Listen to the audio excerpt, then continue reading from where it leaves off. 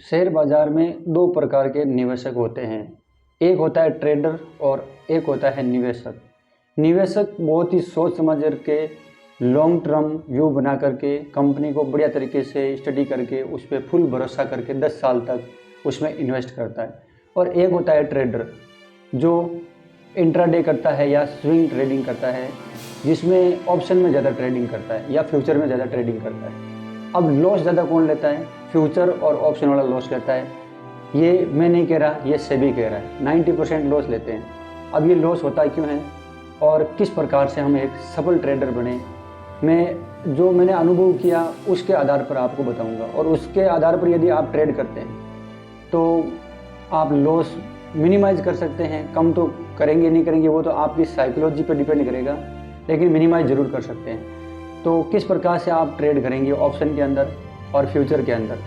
यदि कैपिटल ज़्यादा होता है तो आप फ्यूचर में ट्रेड कर सकते हैं, थोड़ा कैपिटल है तो आप ऑप्शन में भी ट्रेड कर सकते हैं। अब ऑप्शन में भी अलग अलग होते हैं। एक तो होता है स्टॉक्स का ऑप्शन और एक होता है इंडेक्स का ऑप्शन। इंडेक्स ऑप्शन में निफ्टी है, फिन निफ्टी है या बैंक निफ्टी है, मिड कैप निफ्टी है, ये इंडेक्स के ऑप्शन है। और स्टॉक के ऑप्शन जैसे रिलायंस का स्टॉक है, HDFC बैंक का स्टॉक है, इनके ऑप्शन होते हैं।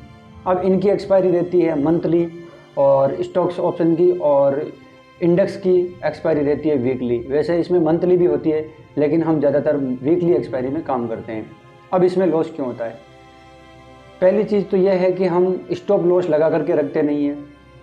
अपन ने मान लीजिए 80 रुपये के प्रीमियम का कोई स्टॉक कोई ऑप्शन लिया है, अब वो 70 आ गया, वापस 70 से 75 गया, वापस वो 65 आ गया, तो हम उस पर होप ट्रेड करना स्टार्ट कर देते हैं। दूसरा, लंगड़े घोड़े पे दांव लगा देते हैं। मतलब जो ट्रेड हमारी लॉस मेकिंग है उसी ट्रेड को हम एवरेज कर लेते हैं, और यही सबसे बड़ी गलती होती है। हमें 10% का एक नियम बनाना होगा, एक सेटअप बनाना होगा।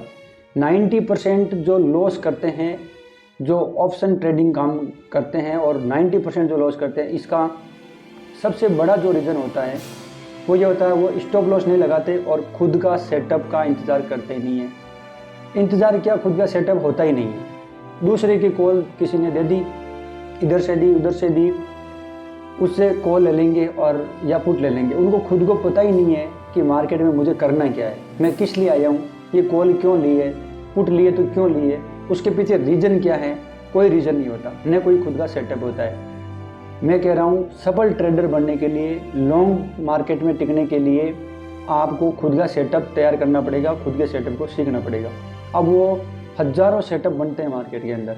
आप RSI से बना सकते हैं, मूविंग एवरेज से बना सकते हैं। मूविंग एवरेज अलग अलग होता है, 15 दिन का, 10 दिन का, 20 दिन का, 50 दिन का, 200 दिन का। आप कौन से मूविंग एवरेज पे काम करते हैं? चार्ट पैटर्न पे आप ट्रेडिंग कर सकते हैं। Chart pattern unlimited chart pattern होते हैं। प्राइस एक्शन पे आप ट्रेड कर सकते हैं। बहुत सारे ऑप्शन हैं, लेकिन खुद का सेटअप आप न बनने देते हैं न इंतज़ार करते हैं। आपको तो मार्केट खुला और एंट्री, ये पुट ये कॉल, ये पुट ये कॉल, और बड़ा लॉस लेकर के निकलते हैं। और उसमें भी और गलती करते हैं, स्टॉप लॉस लगाते नहीं है। दूसरा, स्टॉप लॉस लगाएंगे उसको हटा देंगे। 10% का स्टॉप लॉस, मनी मैनेजमेंट, ये चीज़ें नहीं होगी तो आप ट्रेड नहीं कर पाओगे। स्टॉप लॉस ज़रूरी होता है। अगर कैपिटल ही नहीं बचेगा तो ट्रेड करोगे किस पे? पहला चीज़ तो हमेशा आपको ध्यान रखना है कि प्रॉफिट पे ट्रेड होता है, न कि कैपिटल पे ट्रेड होता है। कैपिटल तो चाहिए ही चाहिए मिनिमम, लेकिन जो ट्रेड होता है, जो रिस्क लिया जाता है, वो प्रॉफिट पे रिस्क लिया जाता है। मान लीजिए पहले दिन आपने 2000 कमाए हैं, तो दूसरे दिन आप 1000 रुपये तो घर पे लेके जाओ और 1000 रुपये का लॉस लेने की क्षमता रखो।